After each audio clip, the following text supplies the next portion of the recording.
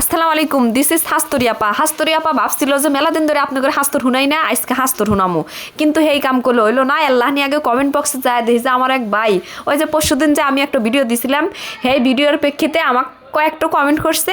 তার মধ্যে একটা কমেন্ট আপনি করে দেখাই। আমি ওই ভিডিওত করছিলাম যে আমাদের দেশটা নতুন হয়ে আবার স্বাধীন হইলো, তো হে জানবার চাইছে যে আপা তোমার নতুন স্বাধীন দেশের নাম কি। তো হ্যাঁ আমি কই যে আমার নতুন স্বাধীন দেশের নাম হইল গা স্বৈরাচার মুক্ত বাংলাদেশ। জনগণের ভোট ছাড়া যে নির্বাচিত হয়, জনগণ যে সরকারের দেহে ভয় হরে, হেডি হইল গা স্বৈরা শাসক।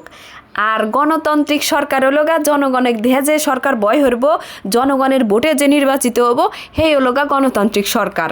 এখন আপনারাই চিন্তা হরেন, বিচার হরেন যে আমাদের যে সরকারটা আসিল, সেই সরকারটা গণতান্ত্রিক সরকার নাকি স্বৈরা সরকার। আমি কি ভুল কিছু করছি? এই যে জীবনে পয়লা পয়লা ভোটার হচ্ছি, এই পর্যন্ত একটা ভোট দিবের হারছি, এই দুঃখ কানে থুমুতাই কনছেন। আগের মানুষ কইছে যে ভোটার হলি পারে হে একজন বাংলাদেশের নাগরিক, ভোট হ্যার ভোটের একটা মূল্য আছে।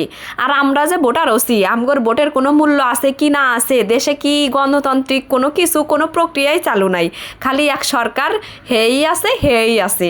সত্যি কথা কলি কি যে গায়ে থাকি গাঁও গ্রামের মেসাল, আর যারা রাজনীতি হরে রাজনীতি সম্পর্কে অত কৌতূহল আমার আসিল না, ওইলা বিষয়ে কোনো ইন্টারেস্ট সত্যি কথা আমার আসিল না।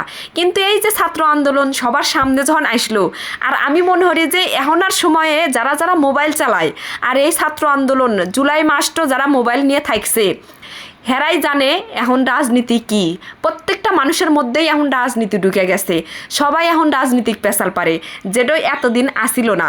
আমি মনে করি যে আগের মানুষ এতখানি জানে না এই রাজনীতি সম্পর্কে, আমরাও জানি নাই কে, কিন্তু এই একটা মাসে আমরা যে শিক্ষা পাচ্ছি তা যথেষ্ট শিক্ষা। আসলেই এত কিছু জানা আমাদের দরকার আসিল, কিন্তু এতদিন আমরা জানি নাই কে। যা জানলাম হলো এই বৈষম্য বিরোধী ছাত্র আন্দোলনের মধ্যে দিয়ে। এখন আপনার করে আর একটু কমেন্ট দেখাই, দেখছেন এই ভাইডো কি লেখছে যে আপনার হসুর একজন মুক্তিযোদ্ধা আসিল, এত সুযোগ সুবিধা নিছেন, এত তাড়াতাড়ি অতীত ভুলে গেলেন। অবশ্যই আমি গর্বের সাথে স্বীকার করি যে আমার শ্বশুর একজন মুক্তিযোদ্ধা আসিল, কিন্তু এই যে মুক্তিযোদ্ধার সুযোগ সুবিধা, এই যে ভাতাটা কিন্তু অনেক আগে থেকেই চালু আসছিল। এই সরকার এসে হয়তো ভাতার পরিমাণ বাড়াইছে, সময়ের সাথে সাথে অনেক কিছুই আপডেট হয়। তো যে সরকারি আসুক না কে, মুক্তিযোদ্ধাদের যে প্রাপ্য সম্মান তারা দিত, অবশ্যই দিত।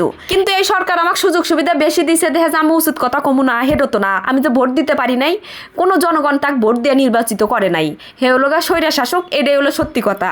আর সত্যি কথা কতি গেলে আমি আমার বাপেকে খাতর হরমু না। আর এটাই হলো গা আপনাদের হাস্তরিয়াপা। আমার কাছে যেটা ভুল মনে হবো হিহিনা আমি হেডো কমুই, উচিত কথা কমুই, উচিত কথা কতি গেলে আমি কাহুলিকে খাতের হরমু না।